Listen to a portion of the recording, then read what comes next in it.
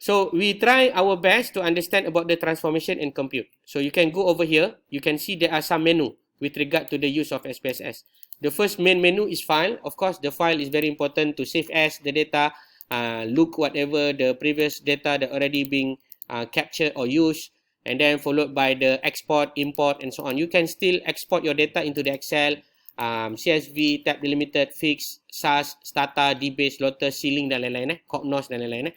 And then you can also go for the next menu, which is edit. So edit, we got the undo, insert variable, replace, go to case, go to variable, and so on and so forth. This one is quite clear lah kan for all of you. That's why nanti negara kita, Malaysia, insyaAllah pada masa akan datang bila dah start ada padu, rakyat Malaysia pun dah start ada digital fingerprinting. By right, it's much more easier lah for anyone yang buat investigation dalaman ni ataupun deep investigation ni to go for the search data file. You akan boleh, sorry, bukan search data file, search variable ataupun search cases. You boleh search accordingly to the digital number. Okay, kemudian kita ada view. View is basically to adjust the font size and so on. So let me just increase the size a little bit so that all of you can see it much more better. And then we have here as data. Data is quite useful, especially if you want to do some manipulation and also arrangement. All of you as adept student need to understand about all these things. Split, select cases, and weight cases. These three is very important. Very important. Sangat important. Yang lain tak important sangat dalam data ni. Yang paling penting these three. Split adalah untuk apa? You want to segregate between the two different things. Okay. So let us do another one example. I hope that all of you can try to follow me. So you can you try to put x6 over there. You can just put there as gender. Ni example only. And then you put there as 1 as male and 2 as female. Okay, done. And then let us just hypothetically say that number ID 1 until 50 is number 1, and then another one will be number 2. Hypothetically lah. Hypothetically maksudnya mengkonon-kononkan lah. Nombor 1, Allah masalah. Nombor 1 sampai 50 ni supaya kita semua standardize. Itu je. Okay, done Make sure that it's become male and female. 1 sampai 50 is male, 51 sampai 100 is female. Just for the sake of example. Because we are going to do this example after this. Okay, done Alright, so you are going to see it something to do with the unknown measures, which is you need to specify it as nominal also. Okay, when you are done, let us go into the real deal, which is we are going to see for the transform. The transform help you to convert numeric into categorical. The transform help you to rank the cases, date and time used, create time series, and so on and so forth. If I got time, maybe before we go for lunch, we are going to learn about the create time series. But to create time series, you need to have the time data ataupun date data in a format. Macam ni boleh buat tak? Jawapan dia memang tak boleh. You need to have the date and time data if you want to use the create time series. Why we use the time series? For the logistic regression punya advanced learning for forecast of disease. We are not want to become the witch tahu tak witch? Alice kan? We are just want to give some idea about the prediction so that we can control and ready our staff and also resources to fight against the disease. Tapi forecast yang ada adalah based on the time series punya function. It's not based on the mathematical epidemiology model. Itu cerita lain lah. Yang itu di bawah topik tambahan. Yang ini pun tambahan lain. Kalau tuan-tuan dan puan berminat nak pelajari, ada dah video-video ni kita panggil sebagai mathematical epidemiology. Mathematical epidemiology. Mathematical epidemiology ni saya gunakan another software pula. Ya Allah, banyaknya software. Nama pun computer application. Dipanggil sebagai GeoGebra. Jangan salah je. Geoda lain. GeoGebra lain. GeoZebra. Okay, just to give a nutshell what is the GeoGebra. GeoGebra is actually a Google product ataupun Google extensions that can help you to simulate anything with regard to the use of the mathematics statistics activities. Contohnya anda masukkan data, nak buat graph, automatically it can be visualized through the GeoGebra. You want to iterate something, buat dy, dx and so on, anda boleh gunakan GeoGebra. It's very useful and quite interesting, especially for kids and students. Ini kalau sempat kita cerita lah. Kalau tak, kita cerita mana yang ada je. Alright. a very mouthful explanation. Macam tak ada stop. Jalan tun. Mana dia tak ada tempat stop. Tak ada berhenti ni. Jalan je. Okay, boleh follow Dah pukul 9.20 sekejap je baik. Baik, after you go for the data, then you go for the transform. Transform I already explained to you before. And then we got the analysis. Analysis is everything that we need. Okay, ROC curve here, ROC stand for receiver operative characteristic. ROC curve is actually meant for the sensitivity and specificity purposes. Spatial and temporal modeling saya dah bagi tahu. Ni survival analysis, kita ada kepelan maya, kita ada Cox regression and also other things lah. Kemudian kita ada imputation, complex sample. Okay, ini semua di bawah kata lembayung analisis.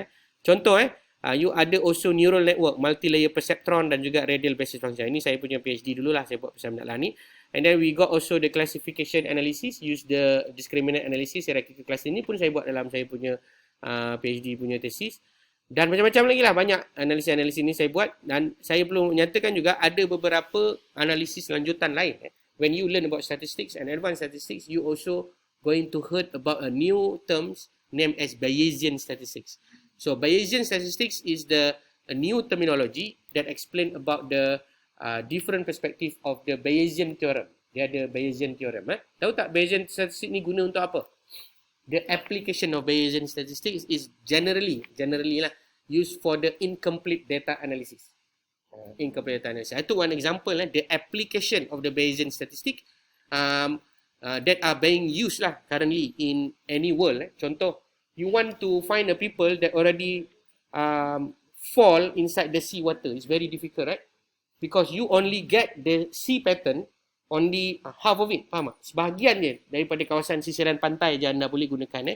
Jadi the coast code are using the Bayesian statistic model to estimate and predict the wave so that they can predict where the mangsa, the victims will be flown by using the Bayesian statistic. Using normal statistic based on the data that being collected is impossible lah, sebab you tak akan boleh collect the whole nation menggunakan data ni. Walaupun you ada data daripada Ocean Data View pun, you hanya akan dapat a partial ataupun tak real time Tapi data real time ni biasanya ada dekat kawasan pesisiran. Faham apa saya cakap ni? Faham.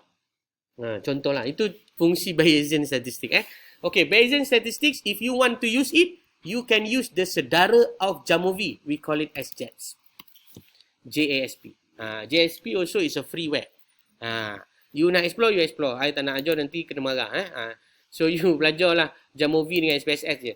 JASP ni kalau you nak go deep, you nak go for any statistical model. In fact, if I can encourage you, you can use all the statistical analysis yang advanced ni.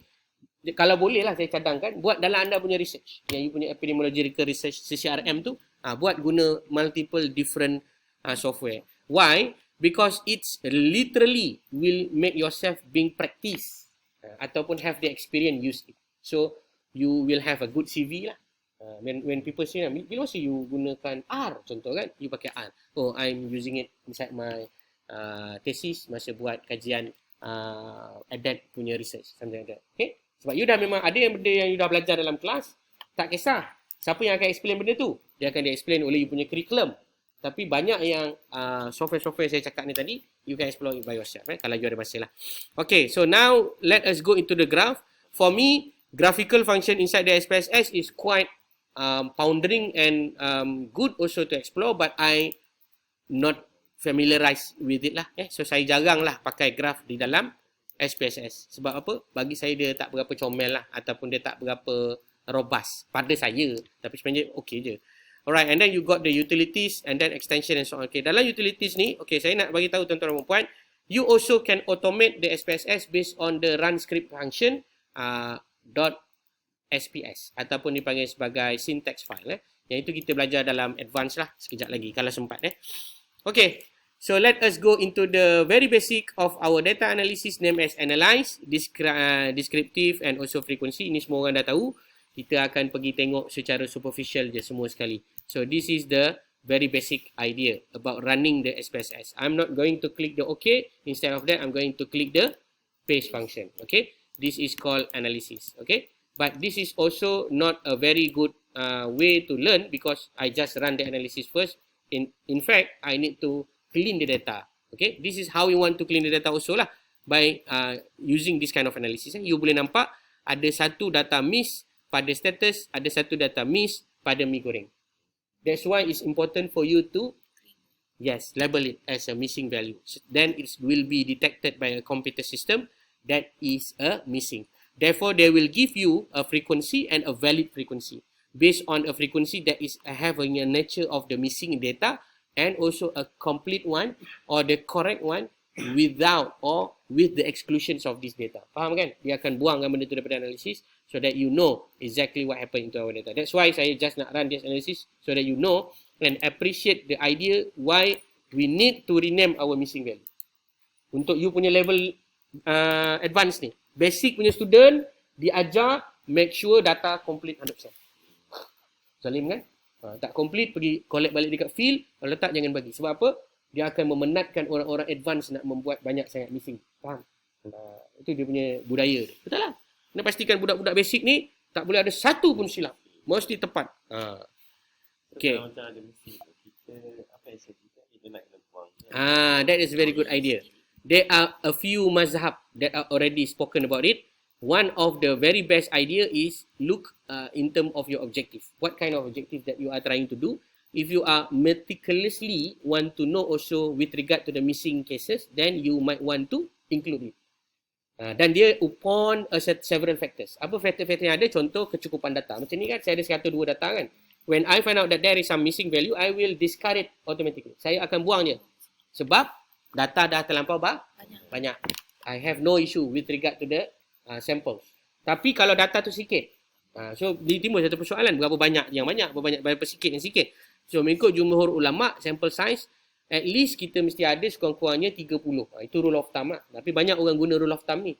Sebenarnya tak boleh begitu. Anda memang kena gunakan dipanggil sebagai sample size calculator. You need to estimate it. I dah bagi itu kan, sample size calculator punya Excel.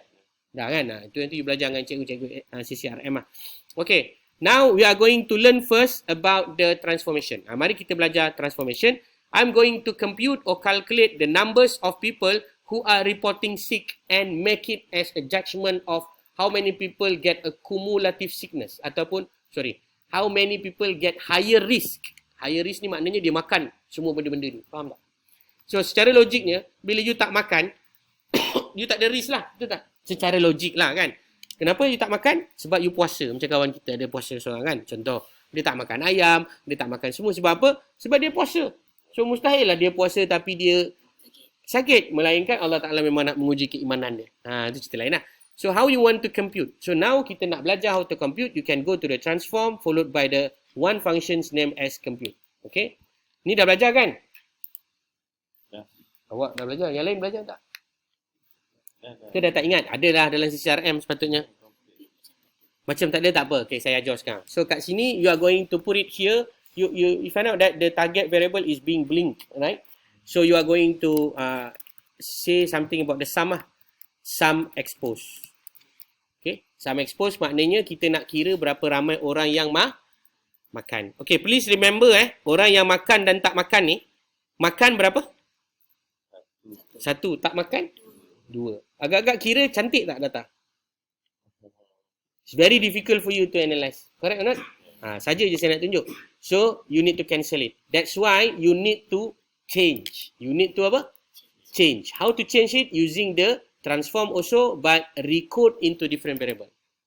Okay, transform and then followed by the recode into different variable. So, what I want to change? I want to change the ayam. For example, just insert the ayam inside the input box. Followed by the another one which is you put here as x1.n. Kenapa saya kata n? N tu new lah. N tu new. Okay, so far so good. Boleh follow? Alright, followed by change icon here. Alright, and then go for the old and new values. Old and new values. Okay, I made a repetition We want to change x1 until x5 ni to become siapa makan adalah 1, tak makan adalah 0. Sebab nanti senang nak kira. Kalau dia makan 5 sekali, 5 markah. Kau ni 5 markah kau dapat. Sebab kau makan semua. Contoh. Faham kan? You got 5 marks because you eat all. So how to do that? If we just sum it straight away, we will have difficulty later on.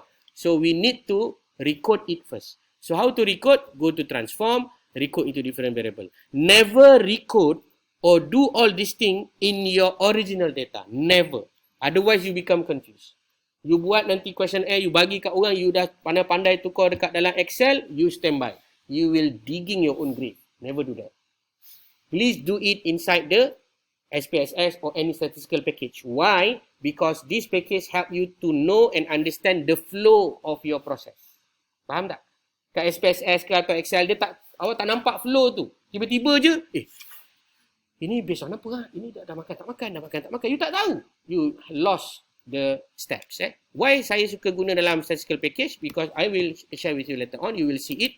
Because we have syntax. Then based on syntax, then we know. Okay, this is the first step, this is the second step, this is the third step, and follow on until the end of your analysis. Okay, insert your x1, followed by giving the name of your output, which is the x1.n, and then you click the change icon over here. When you click the change icon, the SPSS are going to be noted that the x1 are going to be changed into the x1.n, which is they will create a new variable for you.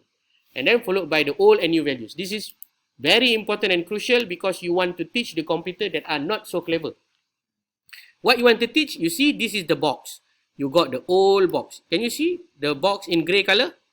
So this is the old box that we want to teach the computer based on the value that you see inside this. Please convert it into this. Faham?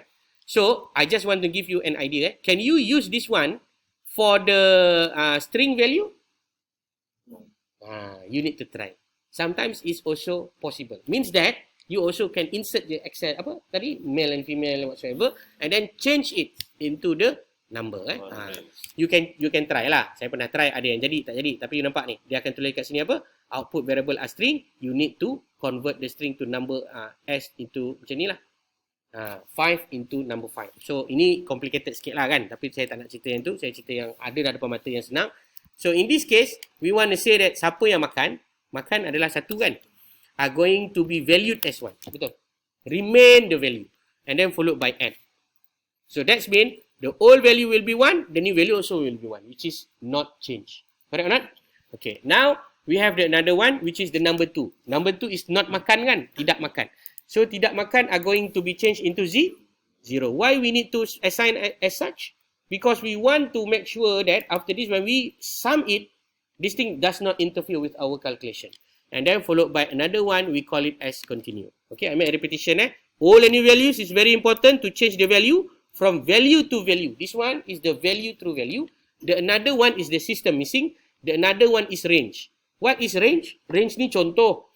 Siapa makan 1 kali, 2 kali, 3 kali, 4 kali. So anda nak kira siapa makan 1 kali sampai 4 kali adalah dikira makan. Faham tak? So you will have the range. And then you will have also the range by number. This one is very useful when you want to categorize the numeric data into categorical data. Okay, done. And then all other values ni adalah untuk yang selain daripada value yang awak nyatakan lah. Which is dalam case ni, sakit dan tak sakit ada 1 dan 2 kan. So dia akan cari siapa yang bukan 1 bukan 2. Macam tu. Okay. Ataupun kita panggil dalam kita punya inverse selection lah. Followed by the continue and then followed by paste. Never use the OK button. Never. For that, saya kalau boleh kata hukum tu, saya makruhkan anda. Saya makruhkan anda menggunakan apa yang dipanggil sebagai OK. Why? Because I need you to do the same thing but with the different variable. So what you need to do? You just copy and paste all the same syntax and then change your variable name as follows. Okay, this one will make your life much more easier. Okay, so far so good. And then change the name also. The name also need to be changed. Sorry, I need to change the name as follows. So when you do all this, then you will be sure that your data will not be in trouble. Okay, and then do not forget to put some notation. Convert the file, the status into different format. I'm not so sure what is the best to use for the okay, betul lah kot ni. And then you can save your syntax.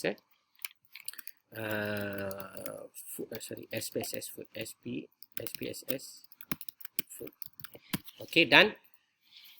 Okay, done. Okay, sorry. Bukan letak ni, letak asterisk. Ni. Asterisk tu adalah untuk letakkan dia sebagai ayat penyata.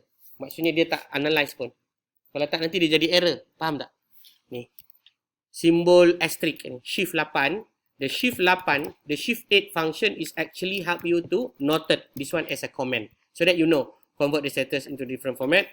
Ataupun kita panggil sebagai convert 1 or 2 into 1 and 0. So computer will not analyze this silver word. Okay, this one is only a comment for you so that you know what exactly happened down here. Record loss okay. Maksud kamu record ni tadi dah siap. Yang ni dah siap. Sekejap. Oh, okay. Accordingly, then you have to highlight. Highlight is a mechanism that you want to instruct the computer to run a specific algorithm, and then followed by this function. We call it as run selection, or using your keyword here as Control R ataupun Command R lah for the Mac user. So I'm going to click the Command R. The output are going to be generated, but nothing happen. Nothing happen is actually happen inside your data. That means another variable are going to be created for you, which is 1 and 0. Correct or not? Okay. Now, we are already learned about what we call it as a record. So now you know already how to change some variable. Can we do that inside the Excel? The answer is yes. Yes, but very, very difficult lah because you need to use the count if, you need to use the count if this one and that one. Memang for me, it will take a significant amount of time. But if you want to do it in much more faster, you can use SPSS, and you must know that SPSS also come with license, and you don't have that opportunity to do, then do not forget to use the Jamovi. Jamovi also can do this in a very straight away manner, but you need to write a little bit here and there code, which is I'm going to explain later on. Alright, so finish on the first part on the transform. Next one, let's go into the most important part, which is the compute. Okay, that's why saya kata kita belajar transform. Yang pertama dipanggil recode, yang kedua dipanggil compute. Transform tadi tahu Saya tak nak ulang lagi transform, tapi kalau saya bagi anda trik nanti, anda mesti boleh fikir. Kejap lagi saya bagi anda soalan. Tapi soalan tu memang trik soalan dah. Soalan the trick. Okay, go to the compute variable here, and then by using the compute variable, you are able yourself to calculate the sum. You remember? We have the sum here. What we want the sum? We want the sum the total number of people who are eating those things by individual manner. So we are going to say that sum expose as our target variable. And then the numeric expression will be given as follows. You have two methods. The first method is using this one. X1 tambah X2 tambah X3 tambah X4 tambah X5. So we are going to insert all of this. This is the first method. We are going to insert it using a numeric expression by using the normal arithmetic. Okay, the normal arithmetic lah. Ini first approach. Another approach that you can also do by using the function group, which is in this case, you can click the all, you can scroll down, or you can just type it as sum, and then you are going to get the sum lah. Okay, in this case, I'm going to find the S word, sum, this one. So it's same also, it will give you some sort of explanation. It will have the sum function. Sum in bracket, what you want to sum? X1, X2, X3, X4, and also X5. So this is another approach. So up to you. Whatever it is, it will give the same result. If you want to do much more advanced, you can click also this one. If the optional of the cases is being satisfied or not satisfied. Example, include if cases satisfies condition as follows, which is gender is equal to 1. Alright, so this is the much more advanced. Means that only calculate if it is male. Faham tak? Ni contoh lah. You no need to do it lah now. We are going to explore it later on. We are going to explore it later on. No need to do it now. No need to do it now. Just see and have a look. Because we can do that also. So after you finish doing all this, you can click the paste icon over here or the paste radio button. It's going to generate the syntax or shaitan. This one we call it as a syntax. Okay, sum. So we are having the recode, we are also having the compute, and then we can highlight the compute and click Ctrl R for the sum. And then we got the sum exposed here. Alright? Done, eh? Okay, I give you one trick question. I give you 5 minutes to think how you want to categorize the sum exposed by 2 groups. And with this classification. More than 2, remember, more than 2 is considered high exposure, less than 2, 2 or less than 2 is actually low exposure. More than 2, high exposure, 2 and less than that is low exposure. So try untuk buat sekarang.